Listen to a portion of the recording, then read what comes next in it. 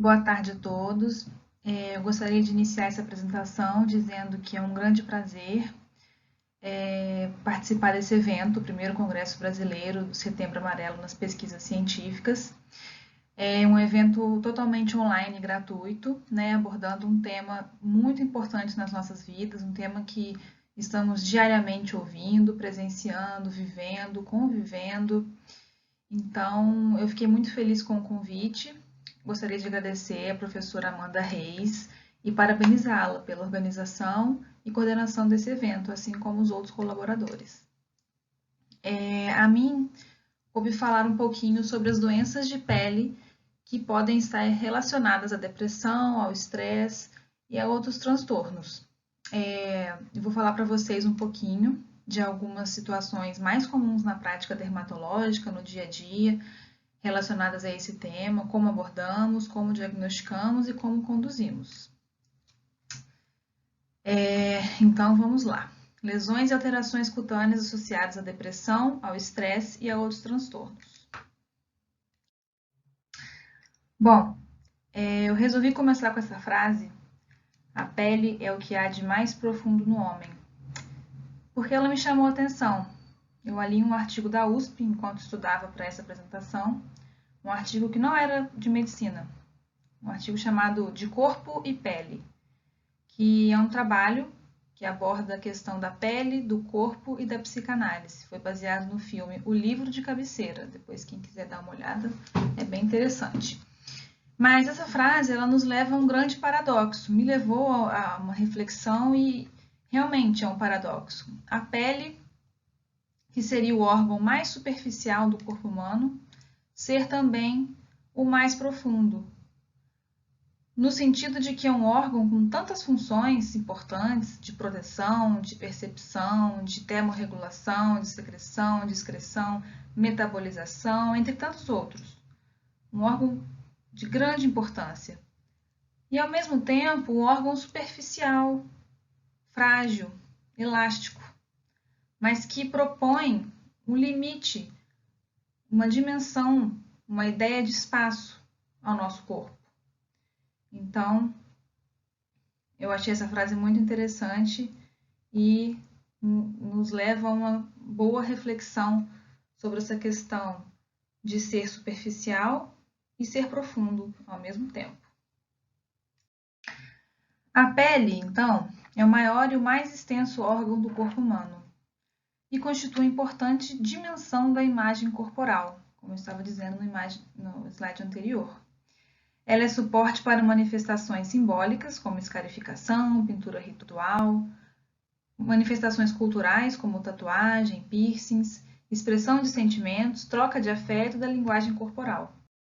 Muitas alterações na sua fisiologia refletem significados no campo das relações humanas, demonstrando a expressão das emoções. Por exemplo, o enrubescimento, quando ficamos mais vermelhos, né, com vergonha ou com raiva, o empalidecimento, quando ficamos mais pálidos, a pele arrepiada, o prurido, que é a coceira, né, a hiperestesia ou parestesia, que são sensações diferentes na pele, e a hiperidrose, que é o suor excessivo. São fenômenos que podem ocorrer como expressão de emoções através da pele.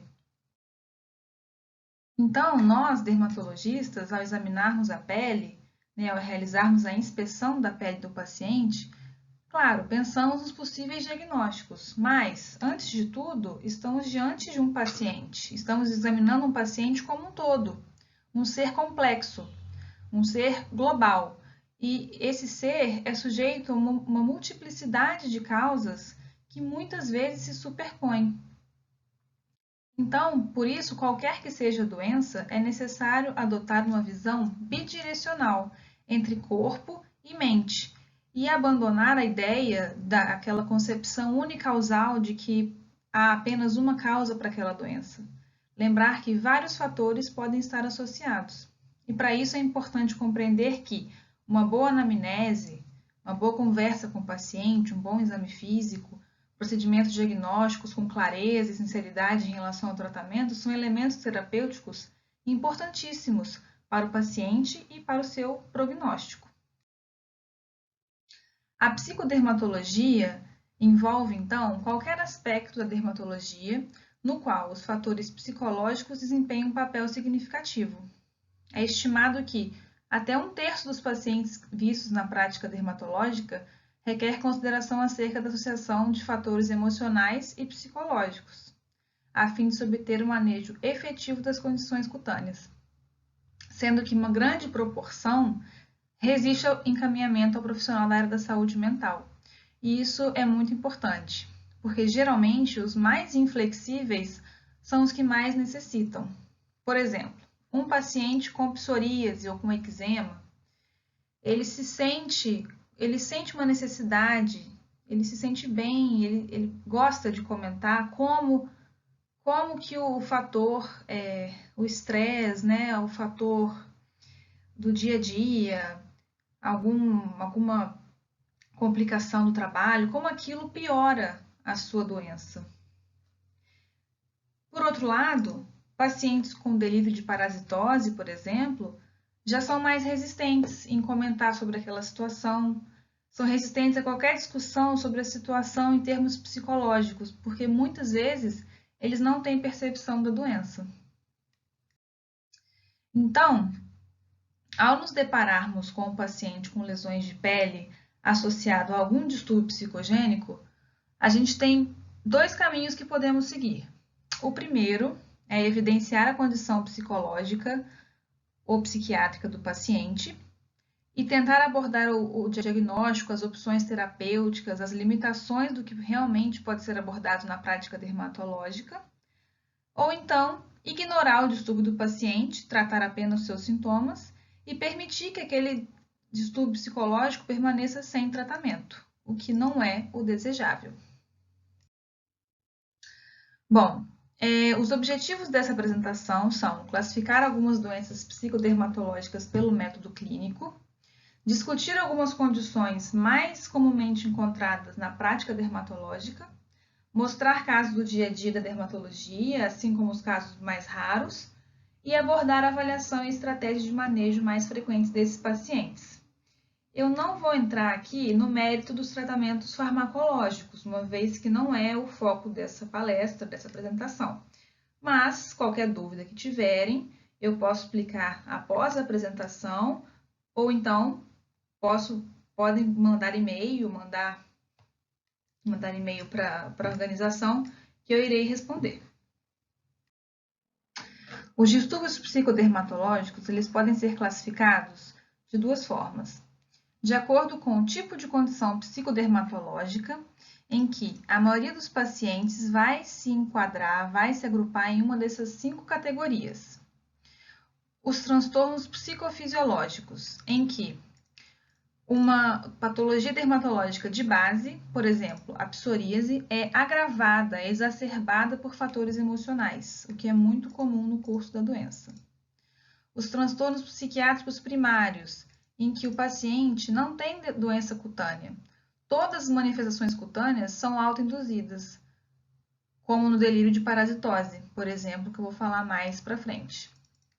Os transtornos psiquiátricos secundários, em que o paciente desenvolve distúrbios psicológicos como resultado de uma doença cutânea que causa desfiguração física, como o vitiligo ou a alopecia areata. Os transtornos sensoriais cutâneos, em que o paciente apresenta uma queixa puramente sensorial, por exemplo, queimação, coceira, sensação de ferroada, mas não tem nenhuma doença cutânea primária ou uma condição de base, uma condição médica de base, não existe. E também há aqueles pacientes que estão usando medicações psicotrópicas devido a condições puramente dermatológicas, por exemplo, o uso de medicações como doxepina, mitriptilina para tratamento do herpes zoster, da dor neuropática, da neuralgia pós-herpética. De acordo com a segunda classificação, de acordo com a natureza da psicopatologia de base. O conhecimento da doença de base vai permitir ao clínico escolher o tratamento. Por exemplo, se o paciente tem ansiedade, vai tratar a ansiedade. Se tem toque, vai usar uma medicação, vai tratar o toque. Então, essas são as 2 formas de classificação das doenças, dos distúrbios psicodermatológicos. Aqui, então, eu começo a falar um pouquinho da epidemiologia e das características de algumas condições psicodermatológicas mais frequentes na prática diária do dermatologista. O delírio de parasitose, síndrome de Ekbom, ou distúrbio delirante tipo somático, é um distúrbio psiquiátrico primário, comumente associado à depressão, ansiedade e abuso de substâncias. O paciente ele tem uma ideia fixa, uma crença fixa e falsa, de que está sendo infestado por parasitas, na ausência de qualquer evidência objetiva da infestação. Com frequência, levam ao consultório pedaços de pele, gaze, pote, entre outros, para provar a existência desses parasitas. E isso realmente acontece. Eu atendi um paciente há uns 2 meses atrás que chegou com uma caixinha transparente, com pele, pelo, pedacinho de unha, de casquinha de ferida, e ele jurava para mim que aquilo era realmente um inseto, um bicho que ele via na pele dele. A idade média de início é de 50 a 60 anos e a proporção entre homens e mulheres é de 2 mulheres para 1 homem, então é mais comum no sexo feminino. O paciente ainda sente a sensação de picada, rastejamento, ferroada, e geralmente esse paciente ele é um pouco isolado dos amigos, da família, por receio de contaminá-los. E um ponto interessante é a ocorrência frequente de um sistema delusional, em que parentes, contatos mais próximos, também acreditam no delírio, também veem os bichinhos, acreditam no paciente. Isso é chamado de loucura 2, o termo em francês folie à deux. Então, tem umas imagens que eu tirei de um artigo, mostrando aqui as lesões típicas, né, auto-infligidas. Aqui temos algumas erosões na primeira imagem, no dorso da paciente. Algumas erosões, escoriações, lesões um pouco mais claras, cicatrizes. Aqui na mama, algumas lesões ulceradas, né? A paciente era destra, então na região da mama que ela conseguia alcançar mais com a mão direita, as lesões são piores. Aqui um outro artigo, uma outra paciente mostrando as lesões autoprovocadas no dorso superior, né, lesões que ocorrem em locais que o paciente consegue atingir com as mãos ou com algum outro tipo de ferramenta. E essa paciente é uma paciente cuja as fotos foram cedidas por uma colega. Essa paciente acreditava realmente que tinha vários bichinhos na pele, que saíam pelos poros, pelos pelos, e cada uma dessas manchinhas escuras são referentes a lesões que ela mesma provocava, tirava com as unhas. Então, vemos aí algumas lesões em atividade e algumas lesões mais claras, cicatriciais, que são referentes a lesões que já cicatrizaram, ou seja, essa paciente está há algum tempo, né, passando por esse problema, enxergando esses bichinhos, passando pelo distúrbio de parasitose até encontrar um local onde foi atendida e diagnosticada. Essa paciente sofria de depressão e transtorno de ansiedade.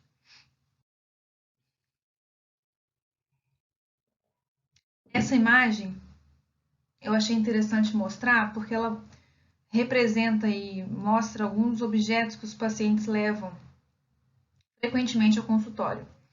Pote, plástico, tupperware, ali era acho que uma ferramenta que ele usava para se coçar na letra C. E eles realmente acreditam serem seres vivos, seres insetos que existem na pele, que estão andando, saindo de dentro do corpo. E isso realmente acontece. Como eu disse, eu já atendi um paciente que trouxe na minha mesa um potinho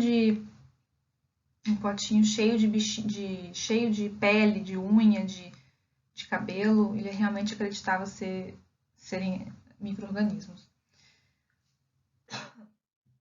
Bom, a conduta, após o diagnóstico definitivo, a abordagem do manejo desse paciente é extremamente importante, porque um dos grandes desafios é a aceitação do encaminhamento ao profissional especialista. Então, o primeiro passo é estabelecer uma boa relação médico-paciente. discutindo a queixa principal seriamente e examinando minuciosamente. Então, o paciente vai chegar com aquela queixa e o médico não vai julgar, não vai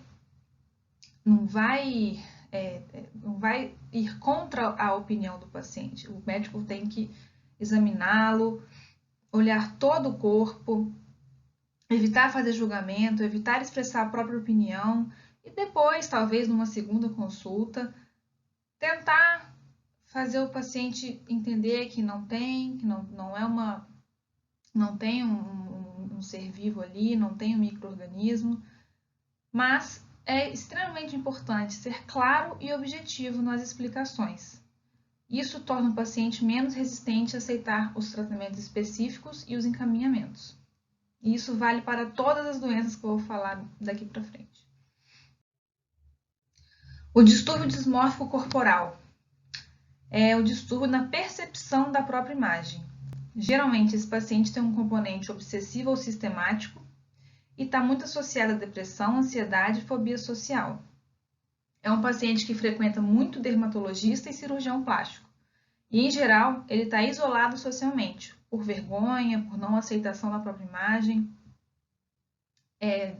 Geralmente, os locais que ele mais tem fixação são o rosto, né, nariz e lábios, principalmente, cabelos, mamas e região genital. E é um paciente que caracteriza-se por passar tempo excessivo em frente ao espelho, reparando pequenas imperfeições.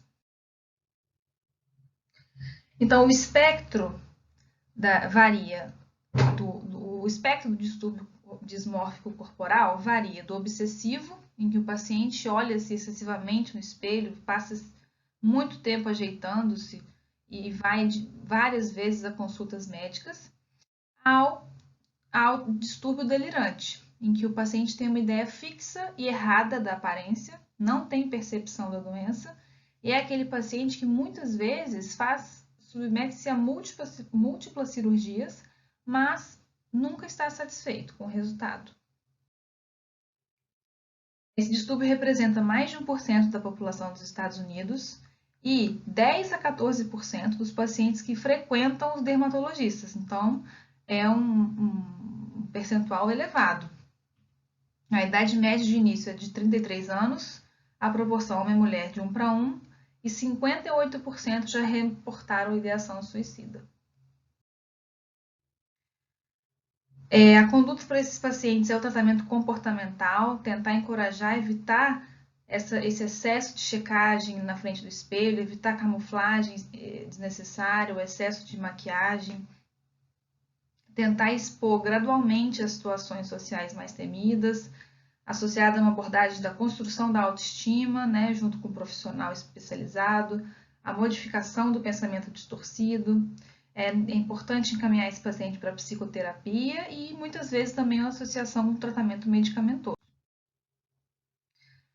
A próxima doença, a dermatite artefata ou dermatite factícia, é caracterizada por aqueles pacientes que autoinfligem lesões cutâneas para satisfazer uma necessidade psicológica da qual nem sempre estão conscientes. E é interessante que esse paciente nega ao ser questionado.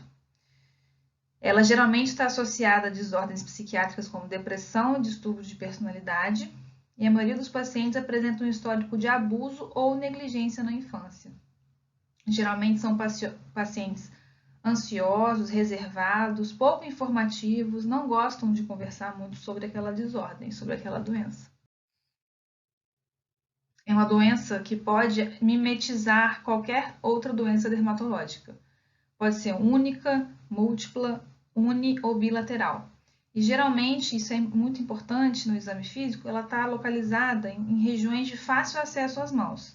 E os métodos de lesão são talhamento, aplicação de substâncias químicas, injeção de substâncias externas, entre tantas outras. As alterações clínicas dependem da forma como foram produzidas.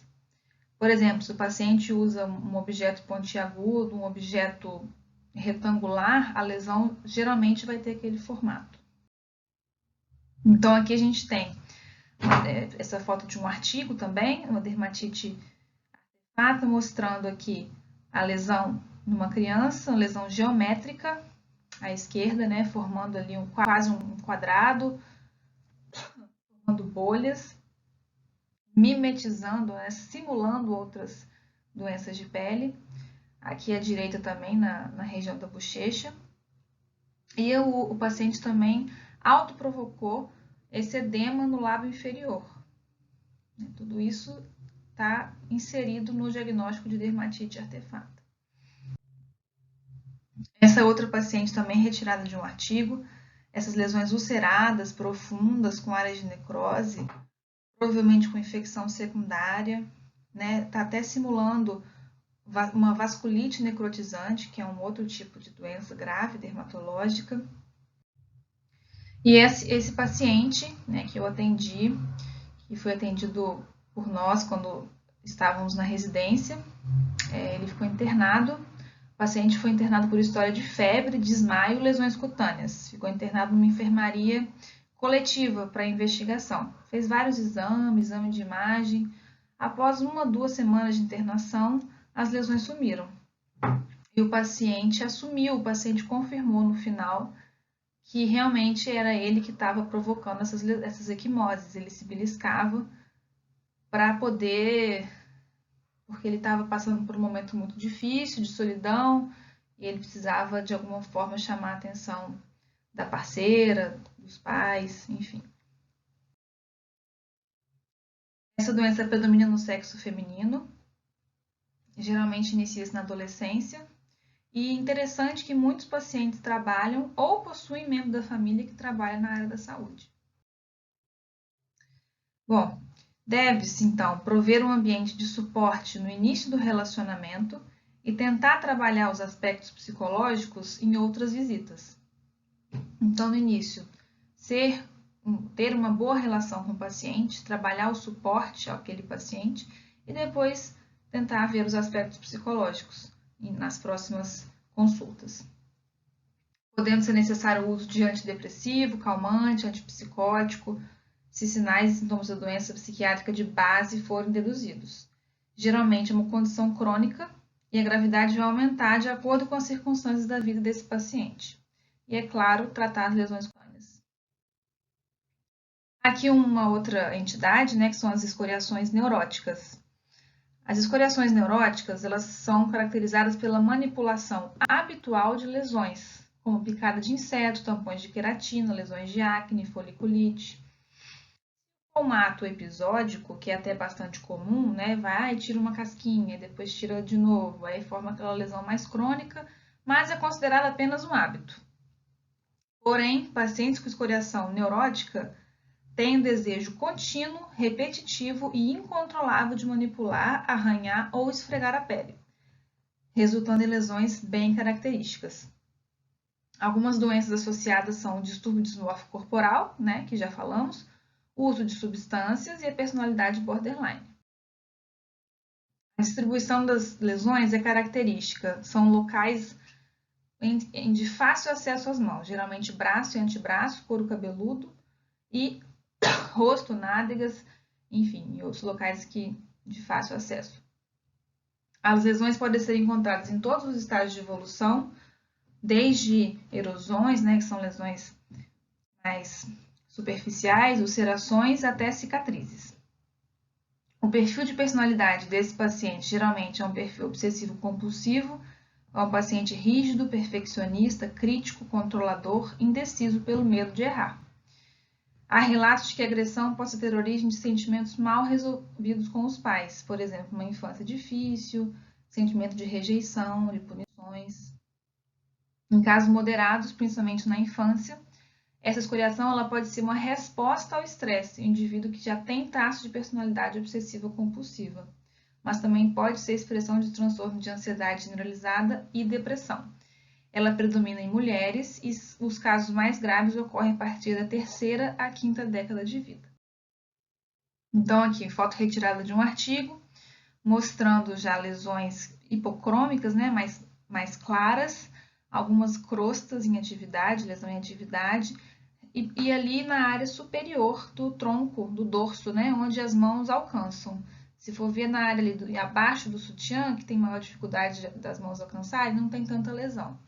E nos braços também, bastante lesão, lesões branquinhas, né, um pouquinho mais claras, que a gente chama de hipocrômicas. Essa paciente é uma paciente minha, eu atendi há mais ou menos uns 2 anos atrás. Ela chegou com essas lesões e ela me falou que coçava, mas que começaram recentemente. Não me deu muitas informações, não. Eu fiquei preocupada, tratei com antibiótico, achei que fosse que precisasse internar na época, mas nas consultas seguintes, a paciente me falou que estava passando por uns momentos difíceis, estava com depressão, tinha transtorno de ansiedade, já diagnosticado, e que ela mesma tirava a casquinha e não deixava cicatrizar. Então a paciente foi encaminhada para o psiquiatra e depois vou mostrar a foto dela, a evolução, que ela melhorou muito. Essa também foi uma paciente que eu atendi durante a minha residência. Essa paciente, ela perdeu o filho foi vítima de homicídio, e ela já chegou contando que ela mesma tirava as casquinhas, tirava a pele do rosto, pois era uma sensação boa, ela se sentia calma após esse ato. Enquanto ela não tirasse a lesão, ela não conseguia ficar tranquila. Também foi encaminhada para o psiquiatra, conseguiu evoluir bem, porém as cicatrizes permaneceram. Bom, então como conduta, temos que excluir causas primárias de coceira, né, de prurido. A terapia, ela pode focar na associação da coceira e do distúrbio psicossocial, vai basear na gravidade dos sintomas. E, é claro, o tratamento medicamentoso pelo especialista. Então, essa é aquela paciente, após, então, ser encaminhada para o psiquiatra, a gente fez alguns tratamentos tópicos, associada à terapia, associada a consultas no psiquiatra regularmente. Ela evoluiu bem, também manteve as cicatrizes, porém em outro aspecto muito melhor. Um ramo das escoriações neuróticas é a acne escoriada, ou a acne escoriada da mulher jovem, que é muito comum, a gente vê praticamente todos os dias na prática diária da clínica. Então, é vista como um ramo das escoriações neuróticas. Essas lesões podem tornar-se profundas e deixar cicatrizes, e ocorrem mais em mulheres jovens. Então, aqui uma outra foto retirada do artigo. Essa moça com lesões escoriadas na face, algumas em atividade, e no dorso, lesões hiperpigmentadas, né, mais escuras do que a pele, algumas mais claras, e muitas lesões. A tricotillomania, uma outra entidade, é o hábito de arrancar os cabelos de forma recorrente. Ela é classificada de acordo com o Manual de Diagnóstico e Estatístico de Transtorno Mental 5, que é a última edição, como um transtorno obsessivo-compulsivo e está muito associada à depressão, ansiedade, transtorno obsessivo-compulsivo e fobias específicas. O paciente geralmente sente um aumento da tensão antes do ato de tracionar o cabelo ou então ao tentar resistir ao ato, assim como experiência uma sensação de alívio ou prazer após a sua realização. Ela ocorre em qualquer lugar do corpo em que haja pelo, mas principalmente no couro cabeludo, sobrancelhas e pestanas, e é menos comum na região axilar, facial, púbica e periretal. O sinal clássico da tricotillomania são fios de vários tamanhos distribuídos na área de rarefação capilar, com áreas não afetadas com aspecto normal. Há ainda alguns pacientes que praticam a tricofagia, né, 5 a 20%, que é ingerir os cabelos, deglutir, e isso pode gerar a possibilidade de obstrução intestinal por tricobenzoar, que é esse bolo de cabelo.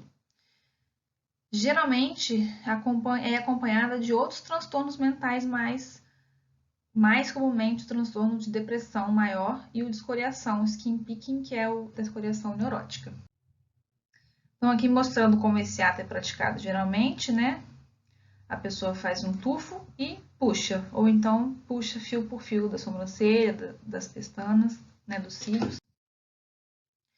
Aqui para mostrar o que é um tricobenzoar gástrico, uma endoscopia digestiva alta, mostrando o bolo de cabelo em toda a luz gástrica. Então, teve que fazer retirada gástrica cirúrgica, está aqui do lado direito a peça, pesando 1.950 gramas de cabelo. E mostrando à esquerda a foto de um artigo também, mostrando os cabelos quebrados, vários sinais de hemorragia, né, devido ao trauma, cabelos de vários tamanhos na área de rarefação. E aqui à direita é uma paciente minha, uma paciente de 7 anos, que estava passando por um momento difícil em casa, os pais estavam se separando, a paciente ficou muito estressada, muito chateada, ficou triste, ficou sem conversar por muito tempo e começou também a puxar os cabelos. Aí a gente pode ver no centro os cabelos já crescendo, mas na periferia cabelos de tamanhos diferentes. O pico de incidência, então, é na infância, né, com idade média de início dos 8 anos em meninos e 12 em meninas. A frequência mulher-homem é de 5 para 1 e prevalece em 0,6% da população global. Alguns autores falam que os pacientes são provenientes de famílias disfuncionais e que mecanismos adaptativos de alívio de tensão não estão adequadamente desenvolvidos. O paciente tem um pobre controle impulsivo, uma raiva não resolvida, e o ato de arrancar o cabelo é uma das formas de lidar com a tensão.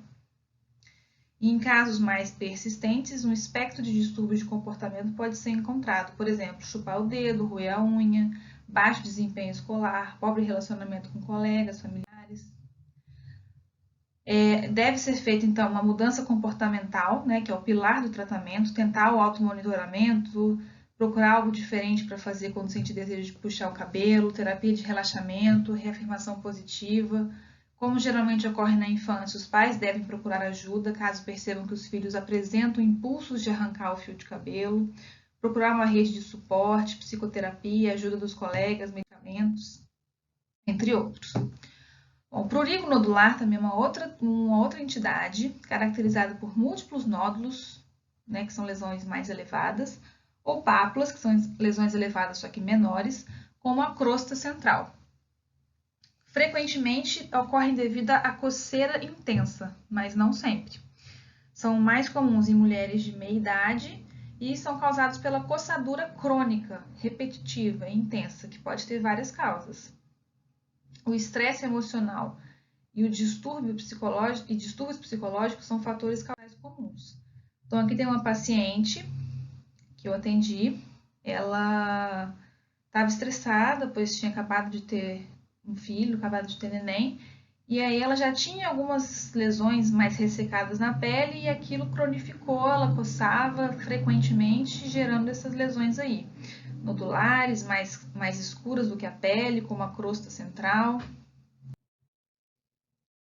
A conduta é excluir as causas de coceira, tentar interromper o ciclo, né, prurigo-coçadura, porque quanto mais coça, mais a lesão se agrava e quanto mais a lesão se agrava, mais ela coça. Então é um ciclo que deve ser interrompido.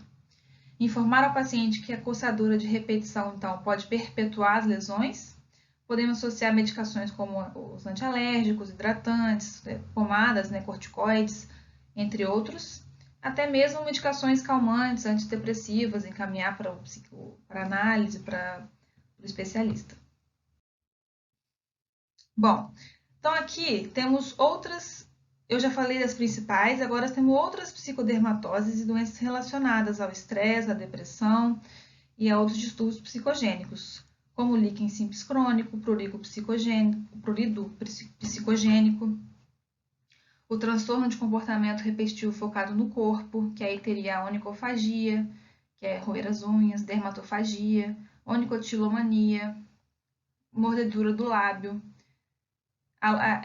Depois temos também a alopecia areata, psoríase, vitiligo, herpes simples e rosácea. Sendo esses últimos, alopecia até rosácea, são doenças que elas já existem normalmente, não necessariamente associada a uma doença psicogênica de base, porém elas podem piorar com o estresse, com a depressão e com os outros transtornos. Aqui tem um paciente que eu atendi que tem o diagnóstico de líquen simples crônico, né, também chamado de neurodermite, que é um distúrbio também resultante da coçadura excessiva da pele. Ele é mais frequente em adulto e é caracterizado por essas placas hiperpigmentadas, né, mais escuras ou eritematosas, que são decorrentes da coçadura frequente e habitual. O paciente às vezes nem sente coceira, mas está ansioso, está estressado, está ali coçando. É muito frequente na região da nuca, região extensora e região genital. Aqui, um paciente que eu também atendi com alopecia areata. Esse paciente é o mesmo aqui e esse aqui do piercing é outro. Eram pacientes que também estavam passando por mudanças na vida, por momentos estressantes, e aí desenvolveram a alopecia areata na barba e no cabelo. E outra doença também que pode ser agravada pelo estresse, assim como pode gerar, né, um distúrbio psicológico devido à apresentação, como eu expliquei no início dessa apresentação, é o vitiligo. Aqui eu estou mostrando então dois pacientes, esse menino de 14 anos com uma lesão na testa que tinha começado há pouco tempo, e esse senhor que já estava há algum tempo com lesões e passando por momentos muito estressantes no trabalho. Então, para concluir, as doenças de pele podem refletir o estado psicológico do paciente. Nem sempre são apenas problemas cosméticos. Muitas vezes estão relacionados a uma diversidade de fatores psicopatológicos que afetam a vida familiar e social do paciente, e muitas vezes associadas a múltiplas causas. Por isso, é muito importante que haja um maior conhecimento desses transtornos psicocutâneos, porque aquela doença, aquela lesão na pele, pode muitas vezes não estar associada a uma causa física, a uma causa infecciosa, ela pode muitas vezes ser um ato autoprovocado, porque aquele paciente tem uma questão, um distúrbio psicológico, um distúrbio psicogênico, que precisa ser tratado e acompanhado. E é muito importante essa abordagem em equipe, do dermatologista, do psicólogo, do psiquiatra, são especialidades que têm que conversar, porque vai tratar a pele no dermatologista, mas para a lesão realmente ser curada, a causa dela, se for psicológica, psicogênica, tem que ser tratada e acompanhada com profissionais especialistas. É muito importante, eu comentei isso em quase todos os slides de conduta, a boa relação com o paciente, desde o início da primeira consulta e nas seguintes. E nem tudo está nos livros. A relação médico-paciente é algo que tem que ser construída. E a gente vai aprendendo com os dias, com o passar do tempo, que é importante ter empatia, que é importante se colocar no lugar do próximo, do outro, é importante imaginar se fosse eu, se fosse minha mãe, meu parente, como eu gostaria que ele fosse tratado.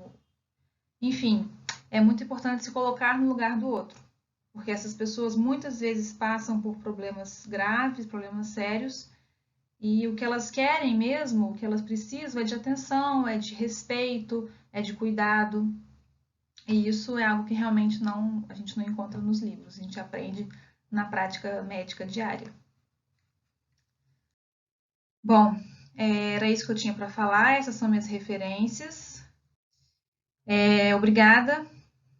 Eu vou terminar com essa frase, que é uma frase que eu acho muito importante, que mais ou menos representa o que eu acabei de falar.